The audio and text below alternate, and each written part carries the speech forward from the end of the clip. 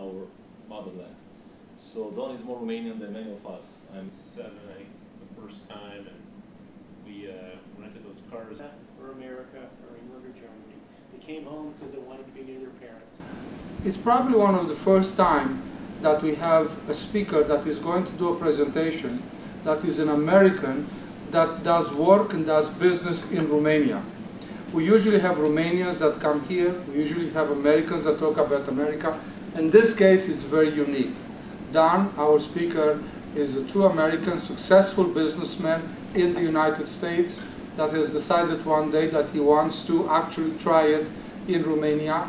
So hi Don, when was the first time you went to Romania? Bună seara, Diana. I went to Romania for the first time at Christmas time of 2003, and I had a terrorism incident on my trip home from Paris to the United States. Tell me more about that. I don't know, they took 10 terrorists off the plane, and I was on television in the United States, and at the time I was working in Silicon Valley, and I was on the board of 14 tech companies, and most of the CEOs called me and they said, "What were you doing in Romania?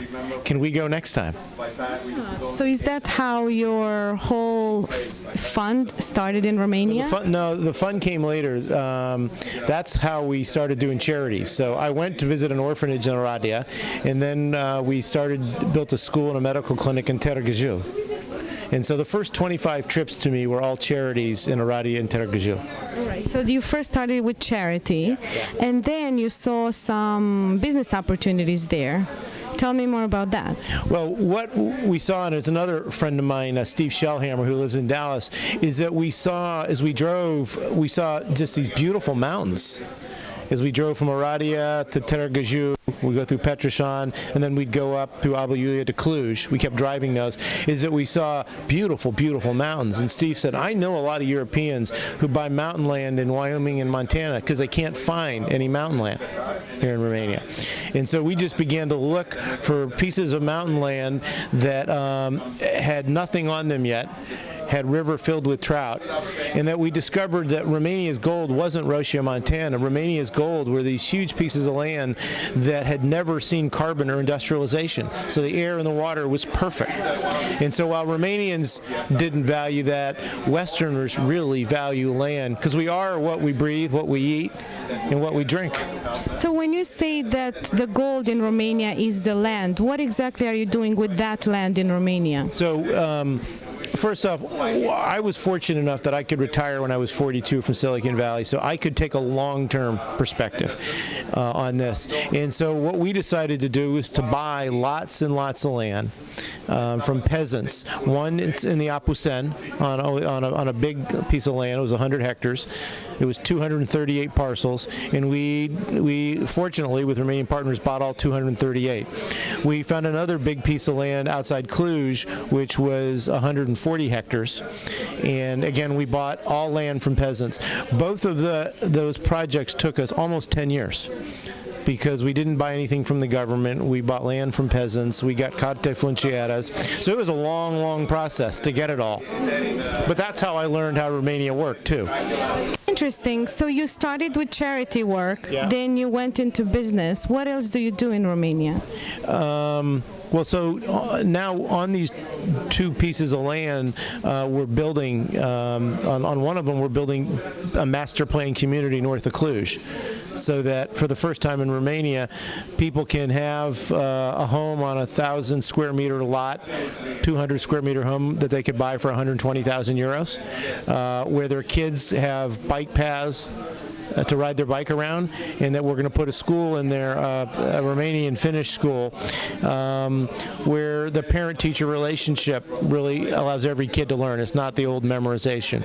So we're building that. We grow our own food in this community. We have our own water, and then we've got a hotel project, a landscape hotel in the Apuseni. And then I started a media company with two of my friends in Cluj, Mihnea Maratsu and Voicu Bojan, called Press1.ro.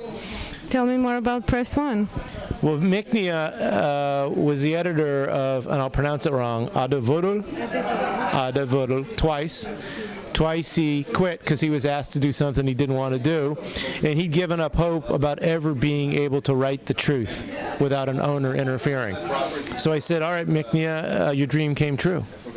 And I said, commit to $500,000, and you and Voiku go out and hire a bunch of journalists and write whatever you want. And Miknia said, and Voiku said, the core of Press1.ro is to restore the dignity and joy of being Romanian. In fact, they said to me, Donnie boy, you can talk about democracy all you want and about how great Romania is. If we're embarrassed that we're Romanian and we all just want to leave, you're wasting your time. And so Press One was built to restore the dignity and joy of being Romanian. Last year we wrote 700 stories. 200 were about just ordinary Romanians living great lives. Only 80 were corruption, but they're free to write whatever they want on corruption. And where can people read more about Press One and learn more about it? Press1.ro is online, so you can go online. We have a daily newsletter done by a guy named Alex and Yash called Revista Presse, which is really doing well. And so you get Romania in 45 seconds every morning.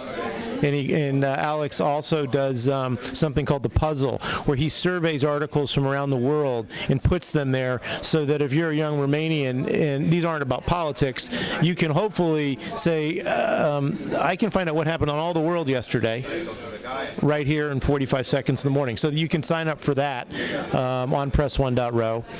And then, as you know, I decided to start the first magazine published in the United States on Romanian culture. When I'm in Washington, D.C., and I've been in Washington a lot, given the Romanian-American strategic partnership, people there say Romania is the only culture in the United States that doesn't have a magazine in English. So there's no way to learn anything about Romania.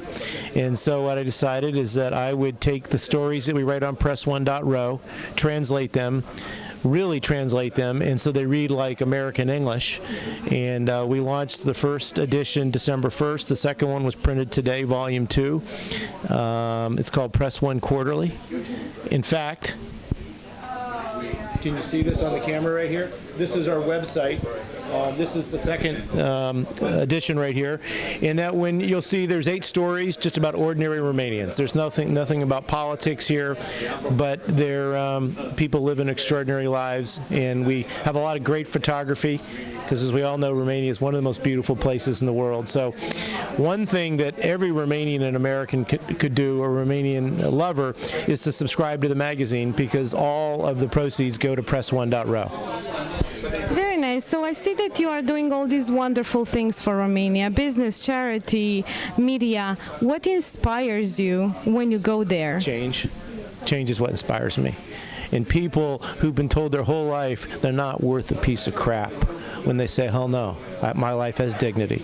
I'm a human being, and I'm going to show you what I can do. And so there's this resiliency to the Romanian spirit.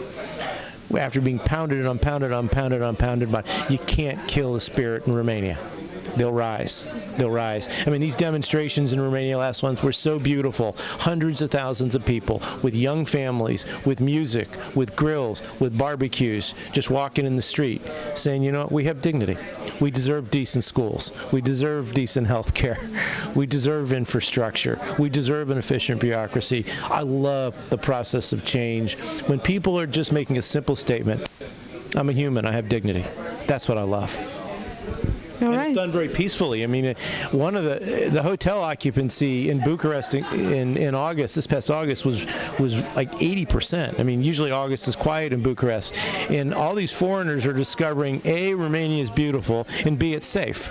I mean, there's still lots of things to do, lots of places to go. I mean, lots of ways to improve, but the real Romania is showing. Romania is a safe place, and the people are cool and they're caring. So I know that you're writing quite a bit about Romania and that you are counting every time you go there. I'm curious, how many trips have you taken as of today? As of today, I've taken 113, and as of Friday, it will be trip 114.